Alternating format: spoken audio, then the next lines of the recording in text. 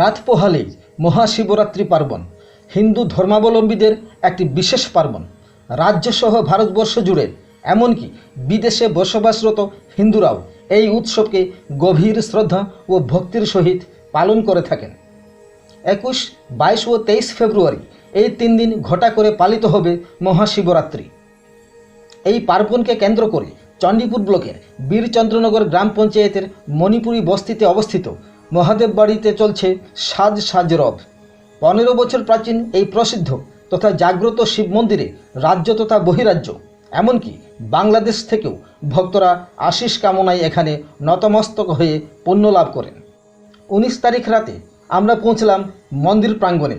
শিবরাত্রিকে কেন্দ্র করে 5 জন কর্মী পুরো মন্দিরকে সাজিয়ে তুলতে ব্যতিব্যস্ত হয়ে পড়েছেন। পুরো মন্দির প্রাঙ্গণকে ফুল দিয়ে সাজিয়ে তুলতে ধার্য হয়েছে 15,000 টাকা।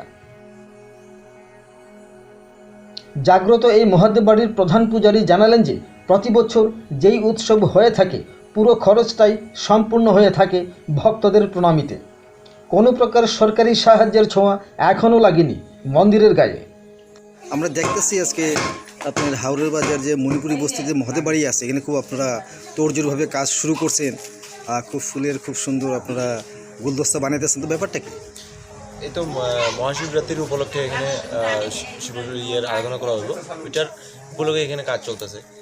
তো আপনারা আজকে এখানে মানে কাজ করতেছেন যে এখানে কি আপনার কাজে হাত দিচ্ছেন? এখন তো শুধু ফুলের এই কাজ করতেছি, পরে এই আর্টের কাজ আর এই আলপনার কাজ আর ফুলের কাজই করা হইতেছে আজকে। পরে বাদ বাকি আপনার ডেকোরেশনের কাজ করা হইব। তো আপনারা এখানে কয়জন কাজ করতেছেন? এখন এখানে আমরা 5 জন আছি। আপনার কই থেকে এসে? কৈলাসহরী। তো আপনারা যে কাজ করছেন আপনার বাজেট কত? বাজেট এখন আমার ফুলের বাজেট আছে আপনার প্রায় 15,000 টাকার মতো।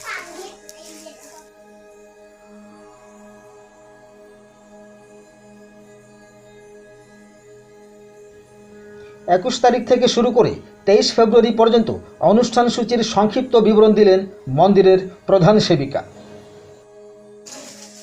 গুরুমা নমস্কার আপনাকে। এই যে হাওড়ের বাজার মণিপুরী বস্তির যে মহাদেব বাড়ি, এখানে আজকে আমরা দেখলাম খুব সাজগুজে একটা ব্যাপার চলছে এখানে, হয়তো শিবরাত্রির উপলক্ষে।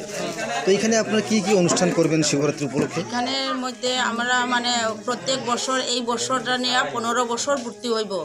আমরা মানে 3 দিন এখানে উৎসব করি বা এখানে মানে অনেক ভক্তবৃন্দরা প্রসাদ খায়। আর পরে দিয়া মানে এখানে প্রায় বছরে বছরে তো না, যে বছর পারে এই বছর মানে বস্ত্র বিতরণও করি। আর পরে দিয়া মানে বাবার ভোগ টুক লাগাইয়া করা হয় আর এখানের মধ্যে। তো এবার তো শিবরাত্রি পড়ছে 21 তারিখ। 21, 22, 23। তো আপনার 21 তারিখ কি অনুষ্ঠান আছে? 21 তারিখে মানে কুমারীরা যাইব নদীতে জল উঠানো, ছোট ছোট বাচ্চারা। আর পরে যে মহিলাগুলাও যাইব গঙ্গা পূজার করণের লাগিয়া যে জিনিসপত্র নিয়ে এখান থেকে আসার পরে আমরা রাত্রে মানে 4টা প্রহ করাইব, যে বাবারে 4 বার স্নান করানো হইব। কুমারী যে জল আনবো এই জল দিয়ে আমরা বাবারে স্নান করানো হইব। আর পরের দিন 22 তারিখ যজ্ঞ করিয়া মানে বাবার ভোগ টুক লাগানো হইব আর কুমারী পূজা হইব 22 তারিখ। 23 তারিখ হইল গিয়ে আমরা ব্রত ভাঙ্গন আরে। তো গুরুমা শিবরাত্রি উপলক্ষে এখানে প্রত্যেক বছর আপনার কীরকম ভক্তের সমাগম হয়? এখানের মধ্যে প্রত্যেক বছর হয় না হলো 300 হইতে 400 জন মতো হয় কমে। আর সবের মানে এখানের মধ্যে ভক্তবৃন্দরা মানে ভক্তরা এখানে বাবার স্থানে শিবরাত্রির উপলক্ষে প্রত্যেকে সাহায্য করে। এই সাহায্যই আর আমরা যে আসি সেবামূলক বাবার কাজ করে এখান থেকে করে আমরা প্রত্যেক বছর এই পূজাটা চালাইয়া 15 বছর হয়েছে এটা আমরা চালাইয়া যাইতেছি। এই আশ্রম তৈরি হয়েছে কত বছর হয়েছে? এই বছরটা নিয়ে 15 বছর হইব। তো এখানে সরকারি কোনো সাহায্য পাননি আপনারা?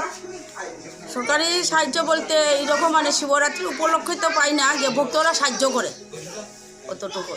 বা আপনি এখানে যে এটা তো বিশ্বনগর গ্রাম পঞ্চায়েতের অধীনে পড়ছে, পঞ্চায়েত থেকে কোনো ধরনের আর্থিক সাহায্য করা হয় বা অন্য কোনো সাহায্য?